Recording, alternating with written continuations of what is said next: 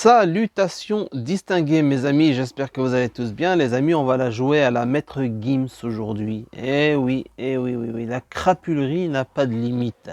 La crapulerie n'a pas de frontières. La crapulerie est malheureusement partout dans le monde du spectacle, de la politique, dans la vie urbaine, enfin un peu partout, n'est-ce pas?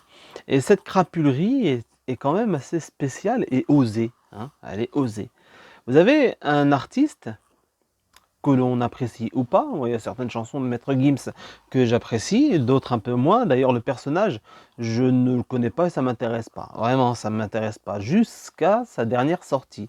Alors, il nous a fait une sortie extraordinaire. Il nous l'a joué. Il nous la joue à la Frère musulman. C'est extraordinaire, c'est magnifique. Ces gens qui sont là et qui vous disent des choses qui n'ont rien à voir avec la foi, avec la religion, et qui est en fait un projet de recroquevillement sur soi-même. D'accord? La bêtise en soi, en fait, la bêtise. Le mec, il est là en mode je suis musulman. Paraît-il, il est musulman. Hein, c'est pas moi qui vais le juger, j'en sais rien. Ce qui est sûr, c'est qu'il nous a fait une sortie osée, scandaleuse, venant dire aux gens les plus faibles en somme. Hein. C'est pas les gens qui ont un cerveau qui tomberont dans le panneau.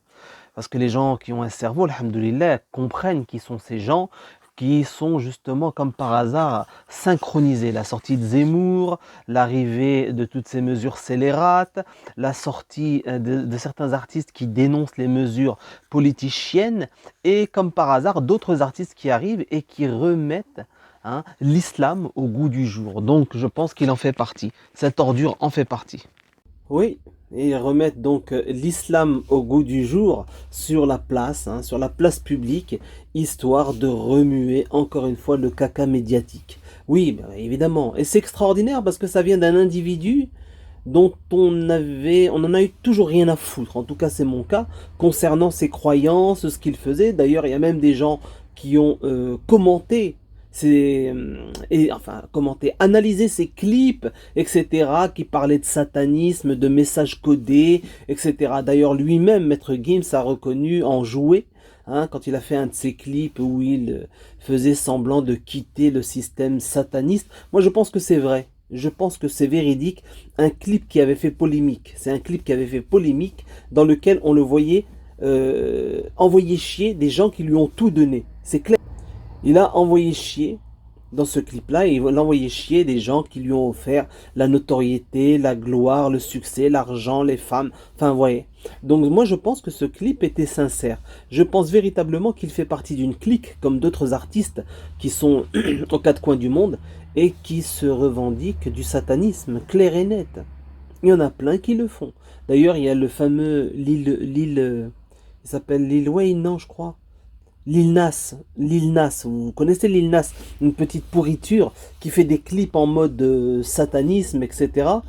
Et le mec, il a reconnu c'était hier, bref, c'est tout frais, il a reconnu qu'il s'était fait passer comme étant gay, hein, appartenant à la communauté gay, pour réussir, pour créer, pour avoir une notoriété, etc.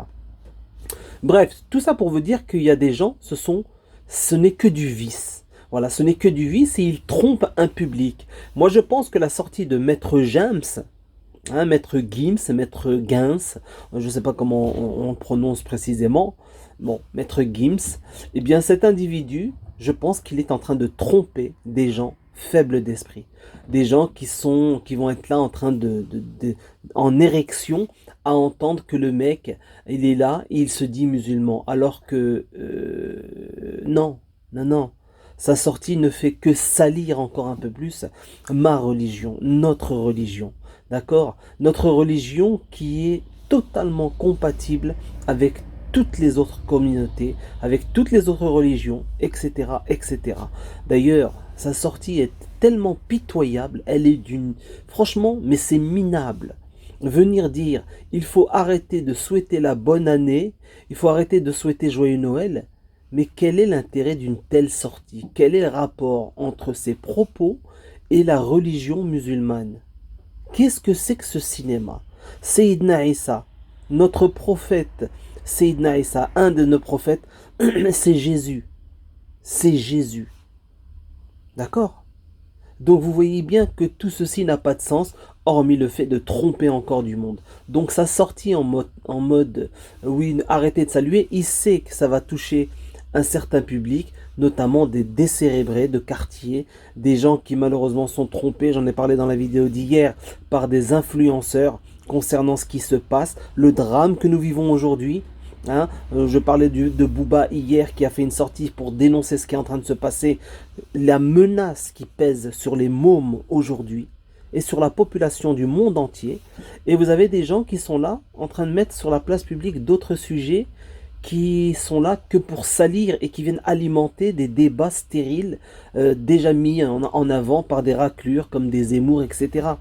Donc vous voyez bien qu'il y a anguille sous roche, il y a quelque chose qui se passe. Ces gens sont missionnés pour saloper le débat public, pour éviter, pour détourner le regard du vrai sujet. C'est-à-dire qu'on a de vrais sujets. Ce qui s'est passé dernièrement à l'Assemblée nationale, c'est un scandale. Les propos de ce qu'on appelle président de la République actuel, le voyou qui est à l'Élysée, sont scandaleux. D'accord? Ça mérite normalement... voilà, on doit l'éjecter. Il doit être puni pour ses propos. Bien non, ils peuvent compter sur un tas de minables. Alors est-ce qu'ils le font exprès, comme les maîtres Gims, etc. Est-ce qu'ils font partie de la clique et ils font le travail? Ce que je pense. Ou alors c'est véritablement quelqu'un de très débile, ce que je ne crois pas, et qui est là en train de perturber, tout simplement, de parasiter la jeunesse de ce pays. Moi je dis, les amis, si vous êtes véritablement de confession musulmane ou pas, que vous pratiquiez ou non, à entendre de tels propos, il faut les condamner.